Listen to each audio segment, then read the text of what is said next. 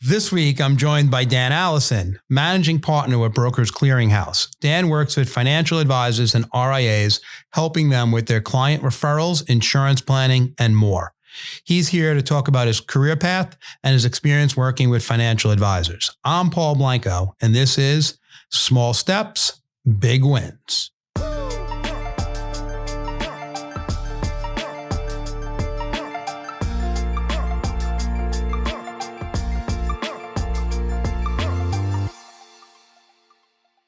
All right. Well, Dan Allison, welcome to Small Steps, Big Wins. I'm so excited to have you here today. I know that we've been going back and forth trying to get you on the show, and you're jamming and a lot of stuff going on. So thank you for being on today. No problem, man. Always good to see you. You too. And, for anyone that's not, you obviously can't see us because it's only sound, not visual, but Dan and I almost have the same outfits on today. And we're going in with our black button downs. And even though it's pretty warm out, but we're both, I think we both look pretty good. So thanks again for being here, Dan. And listen, we probably met about 7 or 8 years ago. And when we met, I was really intrigued about your knowledge of this business and the brokerage world and really looking at the whole industry. But what was really awesome about that was you hadn't at that point been in the industry that long. So why don't you just let everybody know like how you started and how you ended up in the financial service, the insurance arm of the business? Yeah, definitely not your typical story of my dad was in the insurance industry and it was a straight line. It was my passion. Now, yeah. So Paul, my original background was clinical and behavioral psychology. It was always, for some reason, when I was a kid, I was always fascinated by the kids who had behavioral issues. When I came to college, I thought I wanted to be a psychologist. So during undergrad school, right at the end of undergrad, before grad school started, me and this guy started a company in the mental health industry to help kids who had serious mental health issues, bipolar disorder, schizophrenia, that kind of thing. We had a unique business model and it really took off. So within 5 years, we had like 500 and some employees. We had 70 facilities, and the 800-pound gorilla of that industry came by with a big checkbook and said, "Hey, we like what you built. We'll take it from here." And they offered to acquire the company. I was 27 at the time. So, being an entrepreneur, like your first time out of the gate, you're like, oh my God. However, after I sold the company, I didn't understand the importance of a non-compete clause because I had agreed for 5 years. Oh, wow. In no way, shape, or form would I engage in the mental health field. So I had to figure out what to do, like what industry to be involved in. And that led me to buying a company in the finance industry that had a mortgage bank, a real estate company, but it had this little insurance wholesale operation. I didn't really understand what that part of it did. I bought it for the real estate and the mortgage bank, but oddly enough, ended up spending all my time over with the financial advisors because I was just fascinated by the industry. I've been a client of advisors, but I'd never seen what it's like to actually be in the industry. And I just developed a passion for really every part of the industry. Originally, it was consulting and coaching in the wealth management space, but it evolved into the insurance space also. Well, and we met when you were really focused on the insurance-based business. And, I'm interested to see someone from an outside with your background and you came in. What did you think when you started to look at the insurance business? Like, what were some of those first takeaways that you had in your mind? Yeah, well, it was interesting because you come from the mental health world. If you line up 1,000 people, most don't even qualify to get your help. So I thought in the finance industry, you line up 1,000 people, everybody needs an advisor to guide them through insurance and investments. So I thought the industry had to be one of the easiest industries. I literally thought a financial advisor showed up to work at 8:00 in the morning. Prospects are waiting in the parking lot for the office to open. They carry bags of money in and they're like, what do we do with this? That doesn't happen, Dan? I think it's pretty rare, but it was the whole business development side of the industry was really fascinating to me. And I started by, the advisors we supported, they all wanted to grow their business.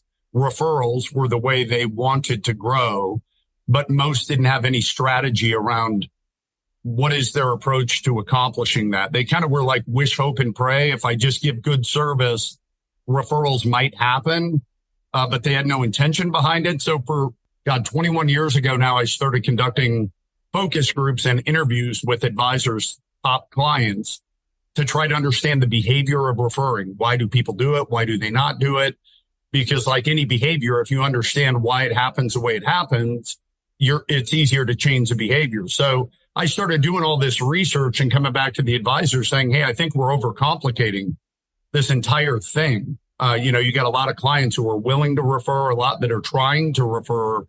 Most clients just are not effective and good at referring, and they were missing just some of the basic things. So that turned into people saying, hey, what do you charge to speak on this topic? And I was like, I'll never forget the first guy. And I was like, $1,500. And he looked at me, he's like, Don, I got a con. And I was like, shit. You know, when that happens, your price was too little. Yeah. Next guy was 2,500 and then it was 3,500. It's like, my God, what's the end of this? But what happened, Paul, is I spent probably at least 10 to 12 years consulting the wealth management RIA space on business development. And then somehow I got tied into insurance companies started to hire me in the brokerage world. And so I was one day be coaching this big RIA that manages 40 billion of assets and their fiduciaries.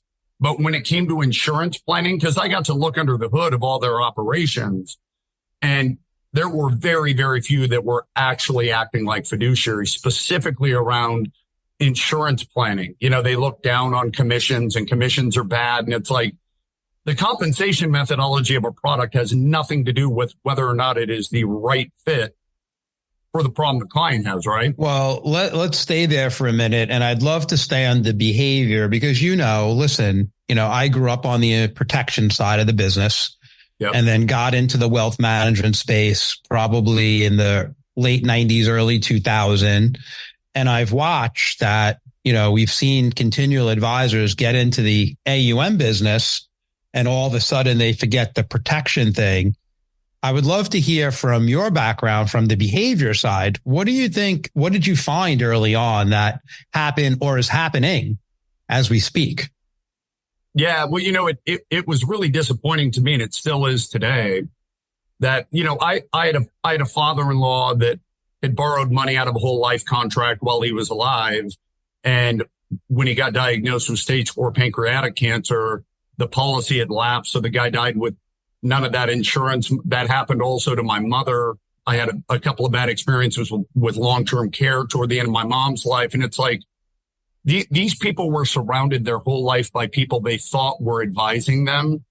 And they really just kind of had a junk drawer of financial products. And it's fascinating because behaviorally, every study shows that the average person, especially as they get older, they would prefer to have all their financial affairs in one place. Yet the majority of people report that they have 2.7, whatever that means, people they consider financial advisors, right? And it was interesting. You had all the investment management firms saying they're fiduciaries, totally ignoring insurance. And then I saw these guys who came up in the insurance space all of a sudden get into wealth management. And once they got to that 80 million, 100 million, 150, where that recurring revenue was providing a really solid lifestyle, they're like, I'm not going to talk about that insurance stuff anymore.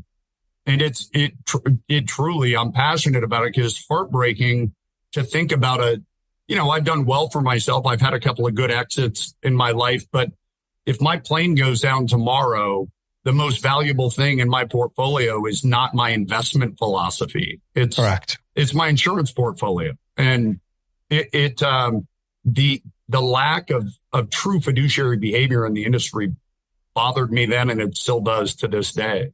Yeah. And it's interesting. I mean, we talk about as an entrepreneur, right? One of the hardest things of continuing to grow is to be comfortable being uncomfortable, right? Yeah. And I think that's the problem in the advisor business is they haven't got there. And I agree with you when you think of the unseen things, like you just gave 3 great examples in your family of what the effects of that poor planning can do to someone. It's a big problem we have, and probably getting worse today. Have you seen that? Yeah. And I think the reason I'm seeing it is your traditional staple companies, they've really turned into not life insurance companies. They're holistic planning firms. But you're seeing so many of these people that used to understand the importance of protection move away from it because the revenue model of assets under management is appealing. And talking about people's health impairments is not. So it's like, I'll give you a perfect example, Paul, of what I think is broken. I gave a speech at an industry event not that long ago. The opening speaker was a statistician from a large insurance company. And he talked about that when one of your clients dies, I think it was like 45% of the assets you manage will liquidate over a short period of time. But when both die, about 95% of assets leave a firm. So that's stat number one. Think about that. I'm an entrepreneur. I'm working hard to build a company. And you have a stat that's saying 95% of everything you have is going to be gone when these people pass away, despite everybody talks about generational planning, right? The second speaker talked about there's never been a better time to buy and acquire RIAs and books of business. And then I got up and I said, I don't know if anybody's paying attention, but the guy at the beginning said 95% of the assets are going to be gone. The person in between him and me said there's never been a better time to acquire those assets. That are going to fly out the door. Would anybody acquire a restaurant if they knew 95% of the patrons weren't going to eat there in the future? It's like, what is happening? And I had asked the statistician, I had said, how do you account for those kind of advisors who do true planning, meaning they transition death benefit, they mitigate estate taxes using insurance products? How does it change that stat if an advisor does it that way? And he said, we've never accounted for that, but I have to think the number would be dramatically lower. Yes. So it's like, why do they not understand, if not for doing the right thing for the client, do the right thing for the future of your business and your legacy and the value of your asset? Like, I don't understand it. Yeah. So when you look at that and going back to your background, what do you see as if you were one of those advisors and you were coming in as yourself, what would you be telling them? What would you tell yourself to do if you were thinking, how do you, like, Dan, I really want to get holistic and I know I'm uncomfortable. I used to be there, but what are some of the steps you would be teaching that as your new business development or through your company feedback marketing group?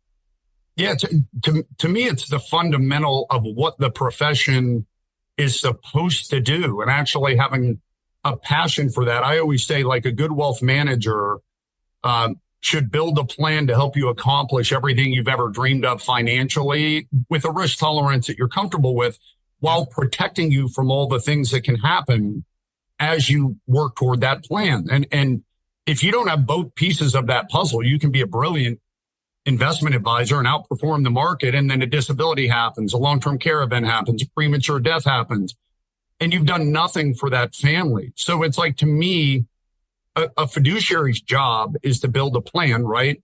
But to clearly identify each risk that can occur and present solutions to that client, regardless of how uncomfortable it might be to find out my client has health issues. That's not my fault. My job as a fiduciary, though, is to do everything I can to have the uncomfortable conversations to protect the plan that I'm trying to build. And I think advisors, I think there's never been a bigger opportunity because of how disappointed I am in the industry. There's never been a better opportunity for somebody to proudly say, this is what I do for a living. And yeah, the conversations are awkward and uncomfortable sometimes. Big deal. Get over it. Yeah, well, it's like supply and demand, right? The demand for what they do is so high and there's not enough people doing it. When you think about it, it's interesting, Dan, when you think of referrals, right? I always teach in this business that there's only two ways to grow, right? You either see more people or you sell bigger cases, right? Any business as an entrepreneur, that's you have two ways of driving. And it's interesting. They're looking for more referrals, right? But if they stopped and were holistic, I truly believe that to see more, you don't have to see as many because you're bigger. it's very hard to wake up and say, I'm just going to find affluent clients, right? Yeah. Right. I mean, if that was the case, everyone would be in the business doing it. Right. So they're coming to you and saying, help me see more and let me find more up market. But at the same point, if they stopped and said, I can drive my case size by not only selling the separately managed account and the annuities for, that's going to give them riders to help them grow, but then doing all the protection, the life, the disability, the long-term care, even the auto and home, they would, one, really be a true fiduciary, and they wouldn't have to see as many clients because their average case size would go through the roof, and then they'll be selling an asset they'll retain. Well, and I think, Paul, you make an interesting point. And if you think about, Stephen Covey, if you remember his book, the 7 Habits of Highly Effective People, one of the comments he makes is be more things to fewer people. And it's like, why are you worried about finding your next client when you haven't been everything you can to your current clients? And by the way, when you're truly holistic and you button up the entire plan, by default, you're going to get referred more frequently because you're providing more value there. Now Paul, when we interview clients, and one of the questions that I ask is, can you list all the different services that your advisor is capable of helping people with? Not just the ones you use them for, but all of them. The average client cannot list more than 30% of the services. So it's like, why would you, number one, they may call your competitor if they need help in those areas. But number two, if you provide those things for them, now they're in conversations with friends going through a life event. You've opened up 70% of the referrals. But yeah, they hire our firm to, how do I get more clients? It's like, well, start doing a better job for the ones you have. Let's start there. And then let's worry about more clients and then worry about COIs. That's the other thing. People are worried about, how do I get referrals from attorneys and CPAs? And it's like, you have 300 clients. Do you have any strategy to take the people who already gave you their money and trust you that much? And if you haven't exhausted that, why are you worried about how to be better with COIs? Yeah. And what's interesting too is, as I'm listening to you, I mean, we speak such the same language, but I have a stress going on in me right now. And the stress is that when the audience listens to this show, they're going to say, oh my God, Dan is right. And I got to do this. And then they go right back to that habit. Because remember, habits can be both good and bad. And they go back to this, we'll call it a habit that's not going in the right direction. Yep. And so how do we help them, to do that? Like when I'm thinking about what you just said about the client understanding all the products and only understanding 30%. So would you teach them to do more drip marketing on them to let them understand those products? Or is it as simple as just calling them and saying, by the way, we haven't done anything on your life insurance? Like, how are you looking at that? Yeah. So to me, Paul, a lot of people talk about like cross-selling, right? Cross-sell multiple products or wallet share. And I've always professed that the issue is not cross-selling. The analogy I give is like, hey, if I'm in the grocery store and I'm in aisle number 1 and the manager of the store keeps throwing products in my cart from the other aisles that I don't want, and then objection handles me when I tell them to get out of the cart. That's like, I find what most advisors do is cover up 80% of the aisles, so I don't even have an option to shop there. It starts with a process that we call cross-education, which is direct marketing is good and all that's fine. But I mean, one of the things we recommend is so simple, but most firms don't have it, is to have a 1-page document that lists all the different services that are available through the firm. And at least once a year to sit down with your clients and say, I want to give you this. I want to explain why. It's a list of everything we can help people with. I highlighted all the things we've done for you. I want you to understand the things that aren't highlighted for 2 reasons. If you ever have a need in these areas, because you don't know when your life's going to change or you're going to witness a friend go through something vicariously that you never want to go through. Now you have a concern. We want to make sure you get help in those areas. But also people you care about might be different than you. And I want to make sure they get help in these areas. It literally is such a simple thing. And Paul, we work hard and nobody markets, I don't think, better than you do. Like you're a great marketer and you're always trying to be creative with that. But it's like most firms create marketing collateral, websites, whatever it is for prospects, right? To educate the public about why you should work with us. Well, when that client says yes, we quit marketing to them. Our clients aren't going to our website and clicking on our services out of curiosity for what we do. So we're not being very intentional. And by the way, Paul, you've been in the industry a long time. You provide things today that 15 years ago you didn't. Oh, yeah, big time. You evolve as a company, but sometimes you evolve away from your customer. Their paradigm of what you do stays here. Meanwhile, you're here. So I believe in education nonstop with the client. So they never make an uninformed decision to not get help or to get help from another company that you could have provided. Well, it's interesting, Dan, too, is I remember about 10, 12 years ago, someone had like this life insurance checklist that you should use with your clients, right? And it wasn't a company that I worked with. So I ordered the kit online and there was a letter that said, you should meet with me if you just had a baby, this, that, and all these reasons, social reasons to buy. And then at the end, it said, also, if your company is out of distribution or your advisor is out of the industry, right? And the out of distribution one, like, drove me crazy. I'm like, that's kind of false advertising, right? But what I've learned is now that we work with so many carriers, and I was with one that's no longer in the business, the servicing of those contracts and the modeling of those is so different today. So what you said earlier is not only is there less insurers, there's less advisors, and then there's less people doing this. So you just differentiate yourself so much just using some of your methods. I remember I had an interaction with a friend of mine. He owns a large oncology cancer treatment facility, and then he's world renowned as a researcher in prostate cancer. And the guy's absolutely loaded. Like he's never going to worry about money for the rest of his life. And at dinner one night, he said, "Hey, you're in the finance industry, right?" And I said, "Well, yeah." And he said, "Are annuities bad?"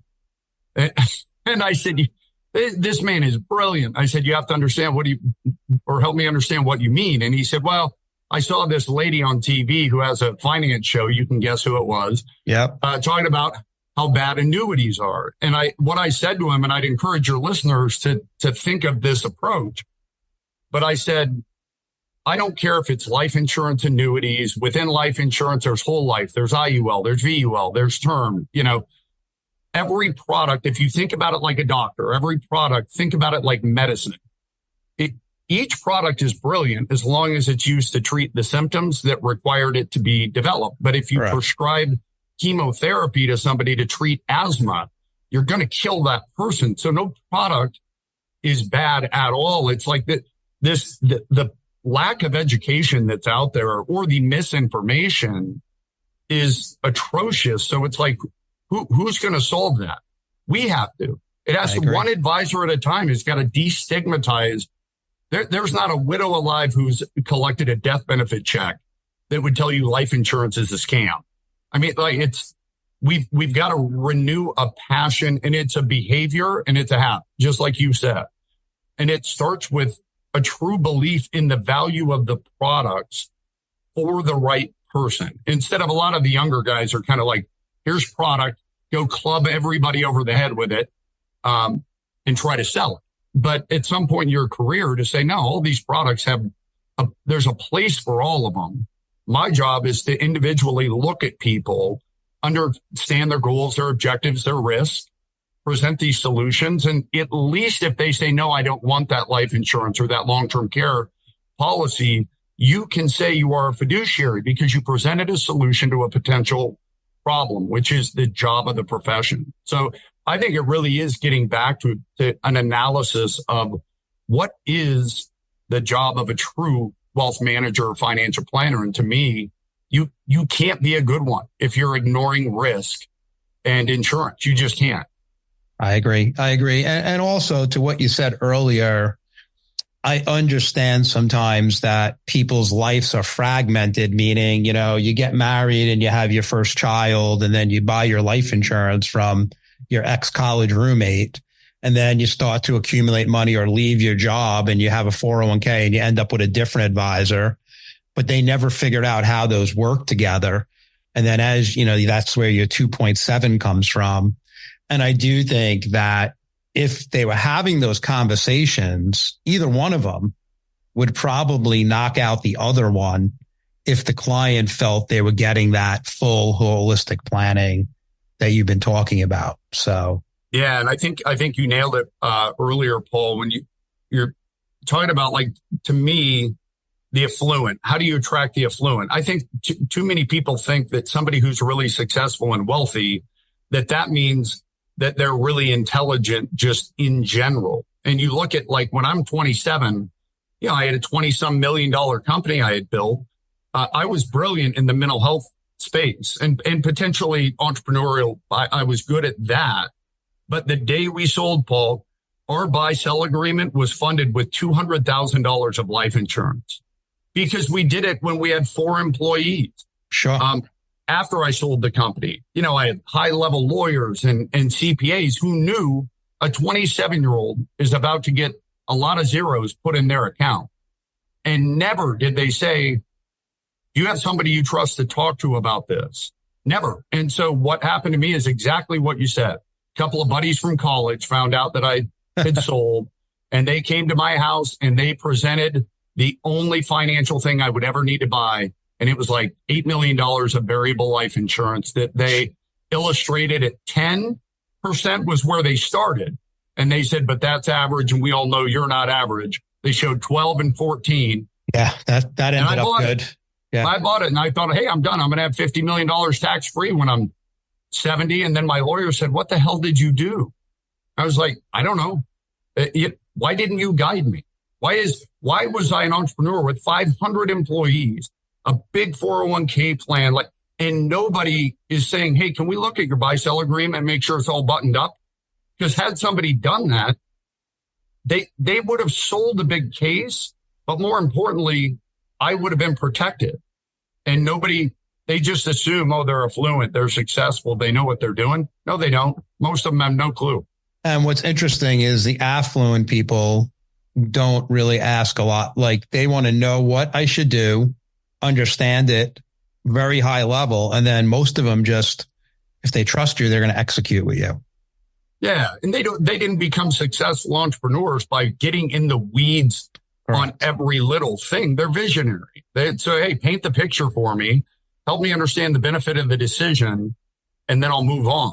And you have some of the engineer type mentalities that want to understand every index, and that's okay, whatever. But so this is amazing conversation. I could stay on here all day because I agree with you. And I think you and I, as individuals are going at this thing every day. But a couple last few questions for you. So when you're presenting this, because you're out there, as you said, before you started bought the brokerage arm, at the same time you were running Feedback Marketing Group and you're going out and educating advisors. So when you have this dialogue one-on-one or in groups, have you seen any success stories afterwards? Like using your sheet or things that they're doing, or they come back to you and share stories? Yeah, 100%. The challenge is exactly what we've talked about. I never have a shortage of people nodding their heads and be like, oh my God, this all makes total sense. And you're right. We got to do something different. But then they do exactly what you said. They get right back to business. Perfect example, man. We got a firm a few miles from here. They manage $3 billion of assets, 3.5. So a good sized firm, the website says all the buzzwords, holistic, comprehensive. Insurance premium combined, long-term care, life, disability was like $100,000. So I'm sitting with the 67-year-old founder and his 40-year-old son. And all I did is say that they have 1,000 households. And I said, 70% of those households are going to have a long-term care event, period. Yeah, it's going to happen. That's not me trying to scare you. The average event is hundreds of thousands of dollars. So you have hundreds of millions of dollars of exposure to this $3.5 billion simply because you're not having a conversation. You think about asset-based type long-term care, how many clients these guys have that have a few $100,000 sitting in a CD? Like, no, reposition the money to here.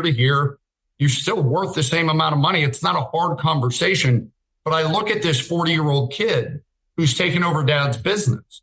And I'm like, those assets, when they bleed out of this company and that revenue and the multiple on that revenue, you could fix all of that. And you can make a bunch of money while you're doing it. And feel really good. Yeah, we're going to do it. We're going to do it. 6 months later, not one policy. So you can't force change on people who don't actually want to do something different. Most advisors are comfortable. They're making a good living and they are risk averse in that they don't want to have conversations with clients that feel risky or uncomfortable. Well, so they feel like they're going to lose something. Like they feel like if I push too hard, I'm going to lose something. But I think if you don't push too hard, you're going to lose something anyway, as you said already. You're going to lose 95% of something. Yeah. So why? And I think the part of it is the feel good about it. And the other thing, Dan, that's, and this is just for me personally, this is more a personal statement, but I started out on the insurance side. And then, for a very short period of time before I became a GA or CEO, I started doing some of the investment stuff, but I didn't like that. I like the creativity on the protection side. And I feel like with teaming today, it doesn't even have to be you.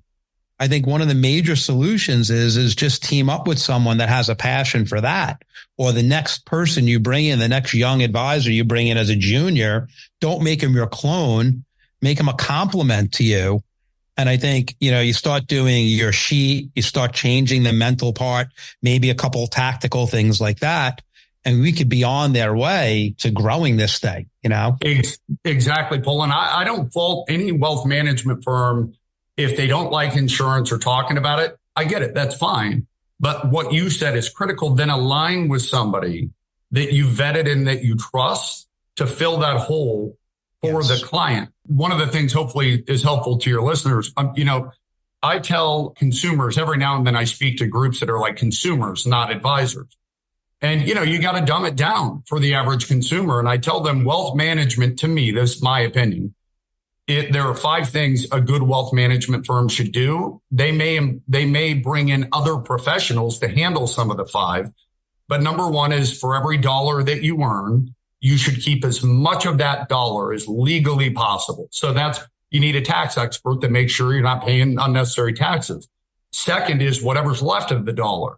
You should have a plan to grow it in a way that's comfortable for you. Third is you need to protect those dollars while they grow from all the risk that can derail everything. Fourth, one day you're going to wake up with a whole bunch of dollars and you don't want to, you don't want the money to run out while you're alive. So distribution. And 5 is if you die with dollars, they should go where you want in the way that you want, which is estate plan. And that's it. And I find too many firms call themselves this, but they're really this. Yeah. And I love your language on all the things. Can you, I want to repeat it again because I'm going to use it, but I can't remember it. I'll have to go back and listen again. But what was the Covey statement again? The Covey statement is be more things to fewer people. Yeah. So when you think about what Dan's talking about and you think about his background, right, from a behavioral side of the mental health industry, doing more things, it seems so logical and so simple. Let's make sure that if you're listening, stop and listen to this again and do it. Last question for you, Dan. Listen, I've watched you just continue to grow. Obviously, you were a great entrepreneur, really young, and you got it. What's next for you? I'm not completely sure, man. If you would have asked me 5 years ago, I was on a mission because I saw all these firms saying they're fiduciaries. I saw all these insurance companies not doing the right thing. And I was like, my passion was I want to bring a true fiduciary standard to the industry that is recognized and not a buzzword, meaning there's measurable things to detect whether or not you're a fiduciary. And one of those is having the right insurance planning in place for your clients. Yep. And I got all the way up to the top educational certification college in the country at the CEO level to try to create the certification. They couldn't do it because 50% of their revenue is contributions and donations from some of the companies that would be hurt by that. So it's like, that was my mission, but I kind of felt like I'm going to be the old guy in the nursing home still rambling about fiduciaries. 100% what I want to do, Paul, is you're going to be in home care because you're long-term care. Yeah, because of my policy. I'll be set. Now, to me, I want to have a positive impact on the industry. I have a passion for the younger people getting into the industry. I've always told them I've never seen an industry that is harder to become successful, but so amazing to be successful. So sell your shoes if you have to en route. But like the young people in this industry, if they can start off with a right mindset of what is a fiduciary, what is wealth management, the sky is the limit for these guys in 20 years.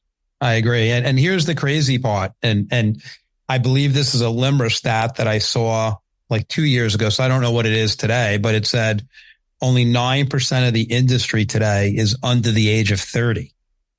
So think about those advisors that are selling their shoes to stay in the business, the opportunity they have over the next 30 years of all these people that are falling out and all the opportunities that will come to them.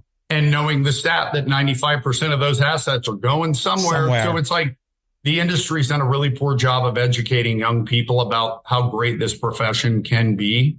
Think about how many guys you know that make millions of dollars and good female advisors are growing like crazy. Like we've got to get better at getting to them young and helping them understand this industry. And I don't care about insurance, investments, all of it is a valuable profession, a noble profession.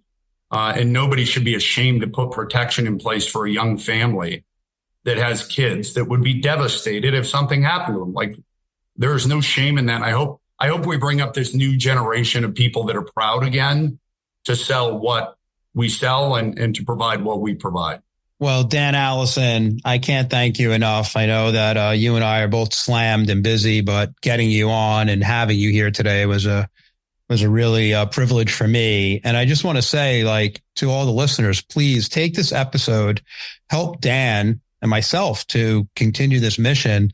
Take this episode if you're listening on Apple or Spotify and share it with a friend that's in this business. Review and subscribe on Apple Podcasts, as the fiduciary, or wherever you listen to your podcast. We can make the better all for the whole industry, by the and I think it's amazing. So Dan, thank you, current and always not great reflect to see the opinions you. their respective parent companies or affiliates, or the companies with which the program participants are affiliated.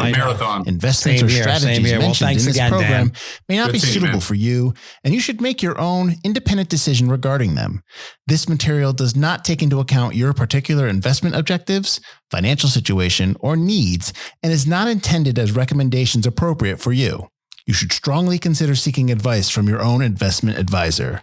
Securities and investment advisory services offered through qualified registered representatives of MML Investor Services, LLC. Member SIPC, 6 Corporate Drive, Shelton, Connecticut, 06484. Telephone number 203-513-6000.